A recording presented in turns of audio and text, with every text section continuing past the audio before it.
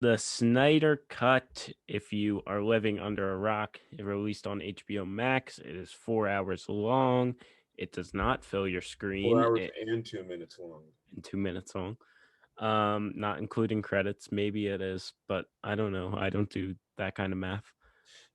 Um, but the Snyder Cut, after long campaigns from Zack Snyder himself, fans, he got to release his original work.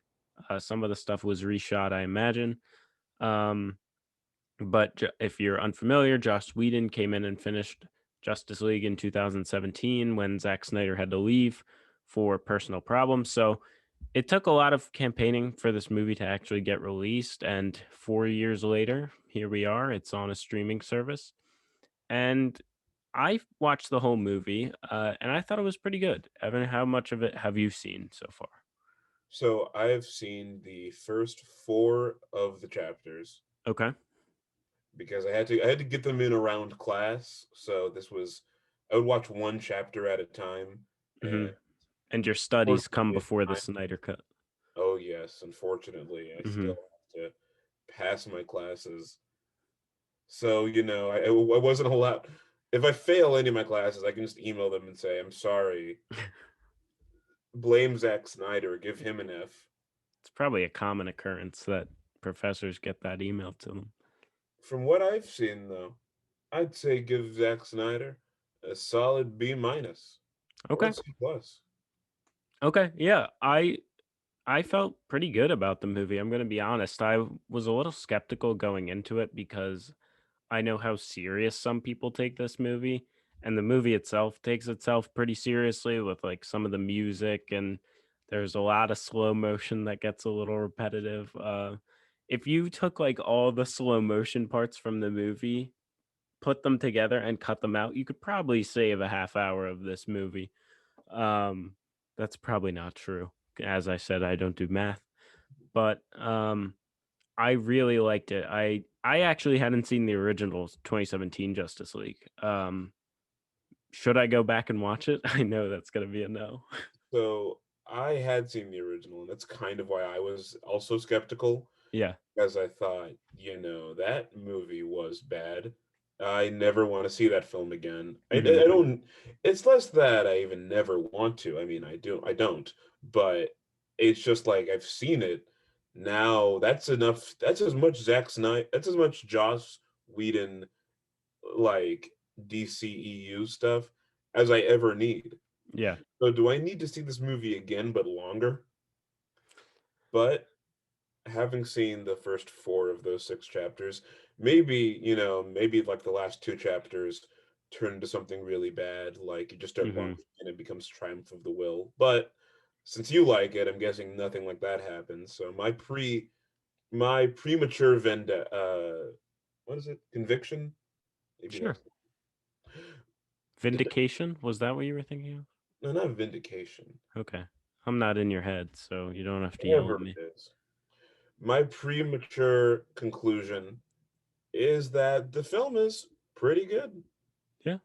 Not great, not like the best movie I've ever made, but I will say it's it doesn't disappoint me. It's what I kind of expected from Zack Snyder. Hmm.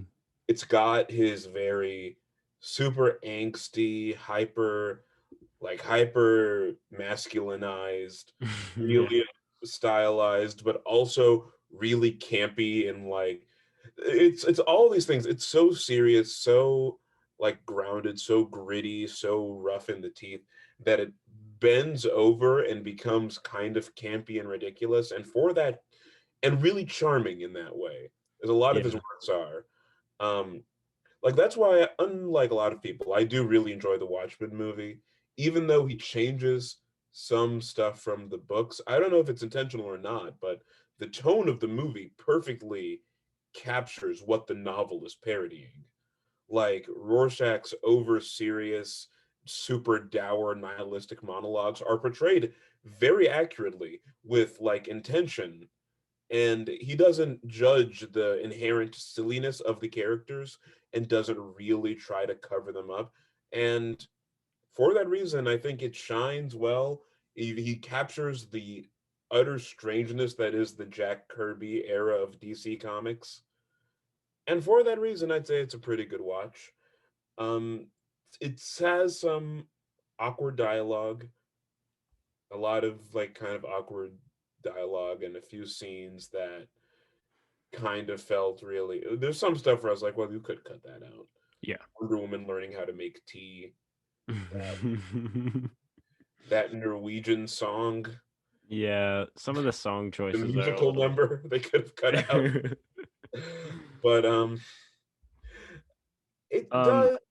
The sprawling expanse does sort of, it reckons to mind like a kind of old school like film epic almost, and it almost kind of acts as like a parody of that in a way, okay. or at least like kind of a cartoonified fantasized version of that that's been exploded to this like rich extent.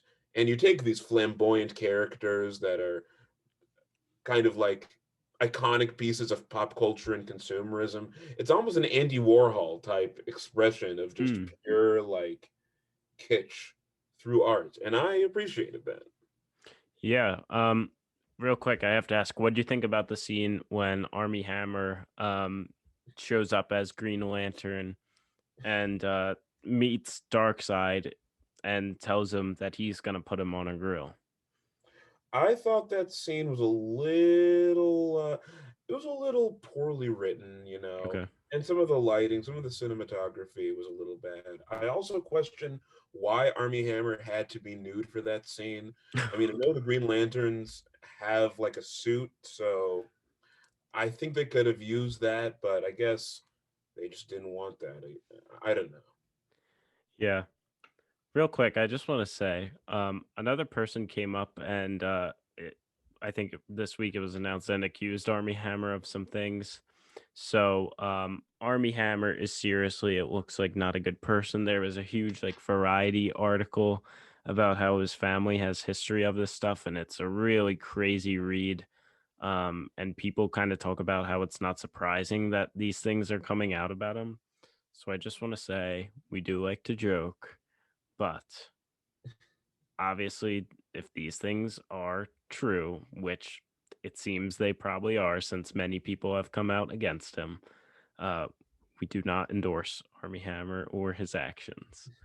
Just, just wanted to make We that were clear. on board for the cannibalism, though. Yeah. So back to the Snyder cut, real quick. I kind of want to go character by character here. All right. Um, I want to start with Wonder Woman because she's kind of who the movie focuses on at the very beginning. She gets this cool scene. It's a school, right? It's like a bank, isn't it? It's like Yeah. Oh, right. a It's bunch of kids on a field a trip. field trip. Okay. Yeah, that's my fault. So I'm gonna say it looked a little wacky when she was like, and this is like mild spoilers, I guess. I'm not gonna reveal anything crazy, but when she's like going through blocking, and she has like super speed, I thought that looked a little weird. Um, Yeah, that also looked weird in the regular cut. A okay, lot of the stuff that I thought was weird in the regular cut that I was thinking, oh, maybe they're gonna fix that. They didn't, which was kind of like, yeah, well, that was. So I guess that was always silly. hmm It did, and also I will say a lot of the CGI in this movie looks like a video game. It looks like it's on a PlayStation 3, hmm which is kind of distracting at points. yeah, I will I will concur, concede. condemn them. I shall condemn them. Yes. But this that scene in this Whedon one, I remember it being kind of odd that there's this like terrorists who like do a very like relatively bloodless like takeover of this bank.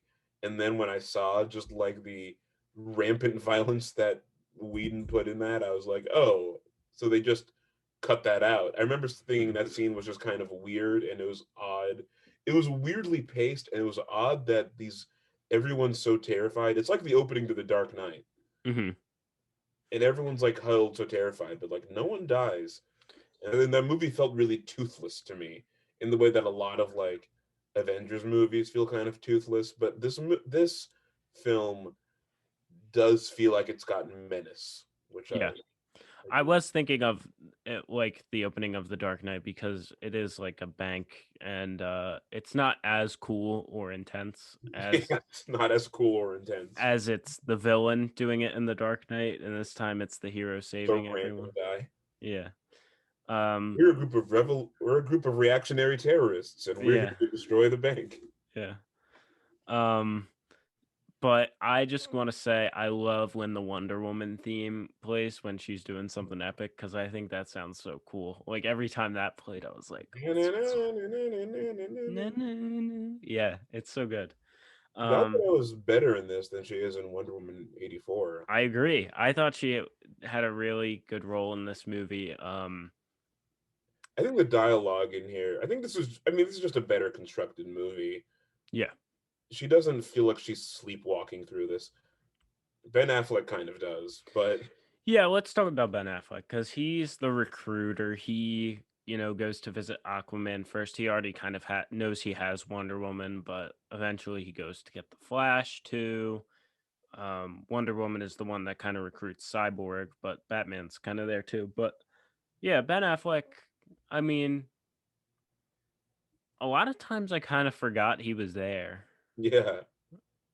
and It's uh, weird because Snyder, you can definitely, from Batman vs. Superman, you can definitely see that Snyder's favorite is Batman. sure. Like by a wide margin. Snyder likes Batman more than Superman. Hmm. And the fact that like Ben Affleck is just he just kind of looks and feels tired all the time. Yeah, But I mean, to an extent, it does really add, I guess, to this aged Bruce Wayne. But sure. it does lighten the fact that he is so aged, and that's in his portrayal. You know, he's supposed to be like wise and old, like a sage. But it does kind of slow down the movie, as it did in the Joss Whedon Justice League.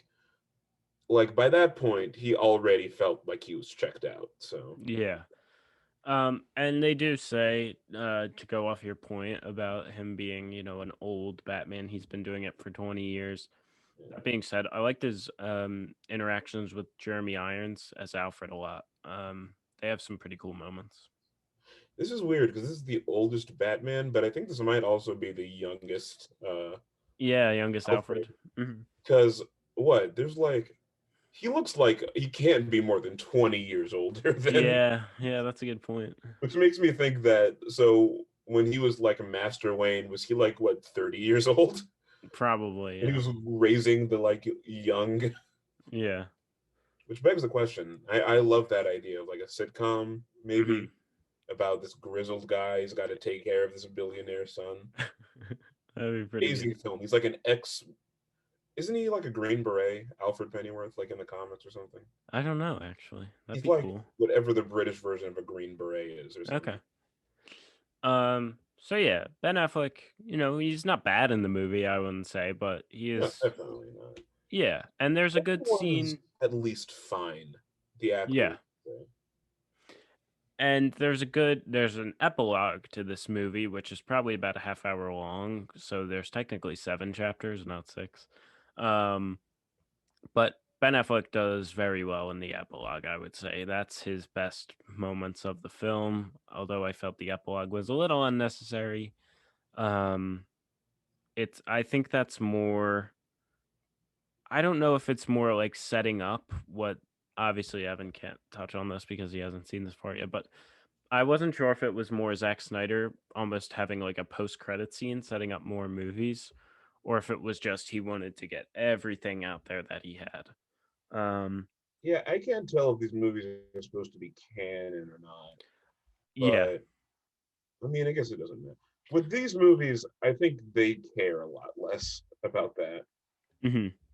Yeah, I don't know if there's going to be any continuation of this universe, but obviously, since the fans like it a lot, maybe Warner Brothers would be more inclined to.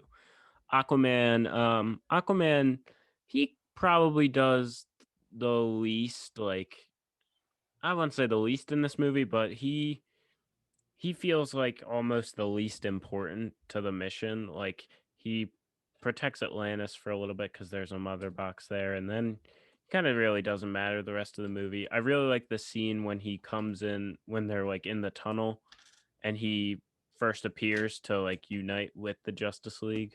That was cool, but Jason Momoa isn't being asked to do anything crazy in this movie. He's just kind of Yeah. being radical Aquaman guy. Again, So that's another holdover from Josh Whedon is like is Aquaman. Like, everyone does stuff, and then Aquaman is kind of like, woo, yeah, you my know. man. He's their group cheerleader. Yeah, but Jason Momoa's good at that. So Yeah. They all fill their roles well, and I hmm think they're better utilized here. yeah, I like that you got to see more of Cyborg. I like yes, that you got to see more of the Flash. I liked all of that stuff. It was an entertaining film. Like, I liked the additions. I say it's definitively better than the original Justice League. hmm Like the original Justice League, I don't believe I'll ever see this movie again.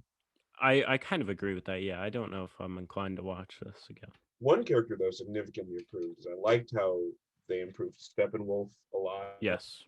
hmm I'm glad that the villain has some level of like danger and menace to, and you know what he is and what he wants, Yeah. which is important for a villain to have. Yep. And the scene of the dark side, I liked. I thought, I liked when I thought, oh, my light just went out. I'll plug that back in. But I liked when I knew before before Darkseid was revealed and he was just kind of like a picture, yeah, like he was like a mural. I liked that. I liked that kind of being, it's pretty menacing. yeah. But then when he showed up and he appeared, I was kind of like, oh, that's what he looks like. Yeah. It's that kind of Stephen King thing of once you see the monster, it's never as hmm scary as you think. And then when he comes and he's just kind of like a CGI like lava man. Again, it's not bad. He's no. threatening, but it's just like now these are just two gravel voice guys, Yeah. gravel voice CGI guys yelling at each other like, "You have betrayed me. No, I have not betrayed you. I will make it up to you. Yes, you have. You have betrayed." It's We will take over the world. but he is Steppenwolf and Darkseid. They're both effectively menacing, even if their scenes are a little dry. Yeah. I want to talk about Cyborg real quick because I think Ray Fisher's performance in this movie is the best performance. Yeah. He's really troubled. Like we see that with we get a lot of stuff with his father, which is really good.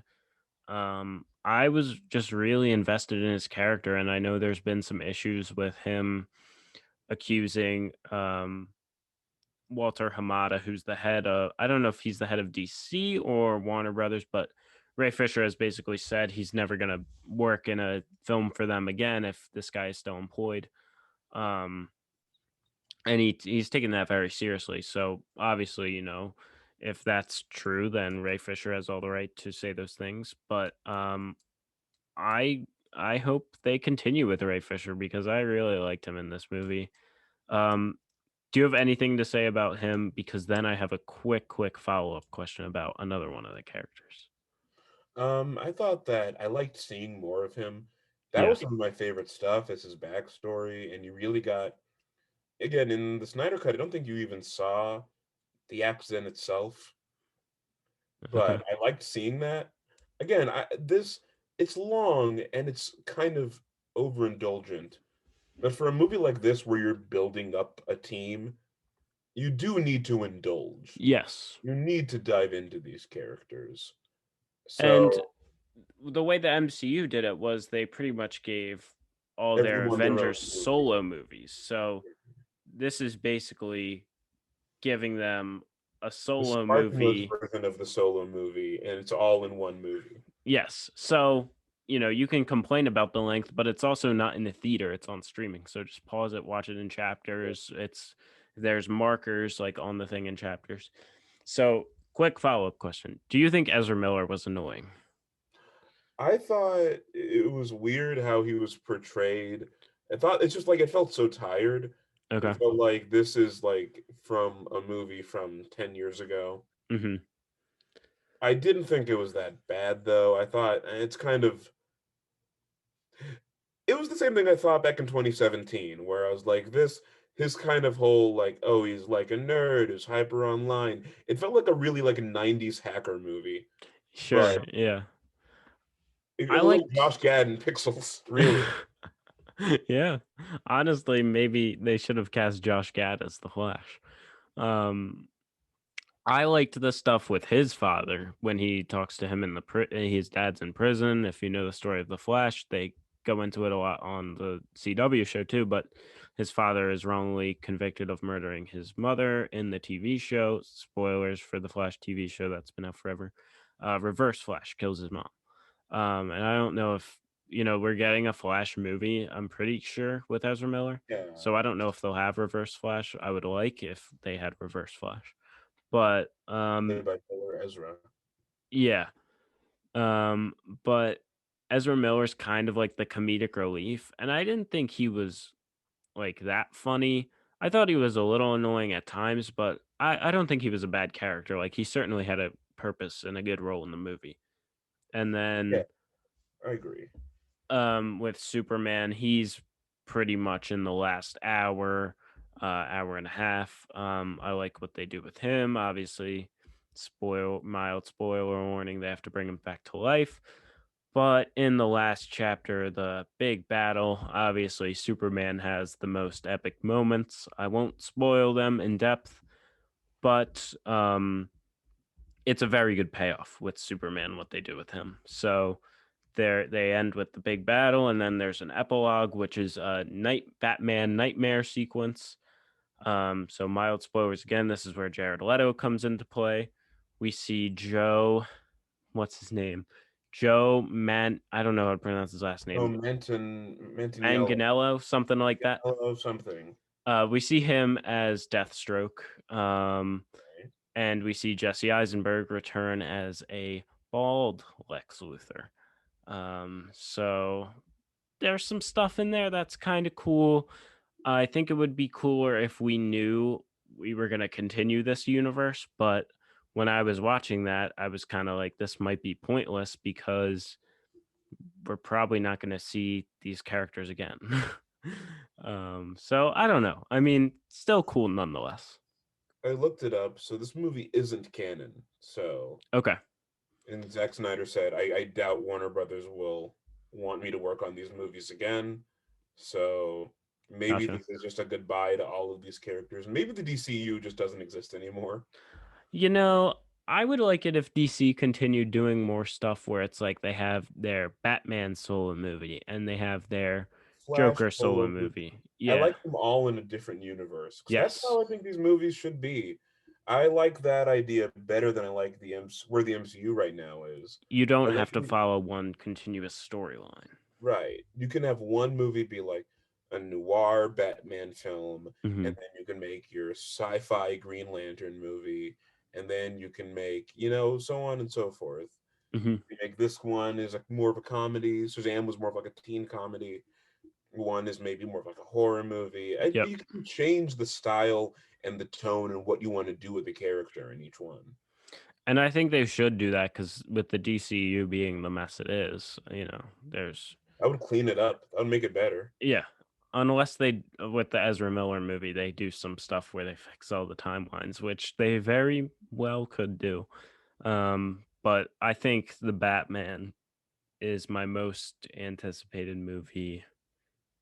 I think it's my most anticipated movie that that's like in production, whatever, that hasn't come out yet. I think that's Yeah, so yeah. it does look Anything pretty good. else on DC/ Snyder Cut? That it does look pretty good.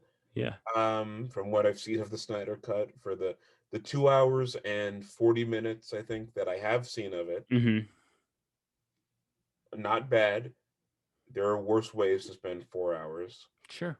So if you wanted to see it, if you looked at the trailer and you thought this looks good, then you won't be disappointed. Hmm. What would be a worse way to spend 4 hours? Um, Probably watching the Joss Whedon Justice League twice, Okay.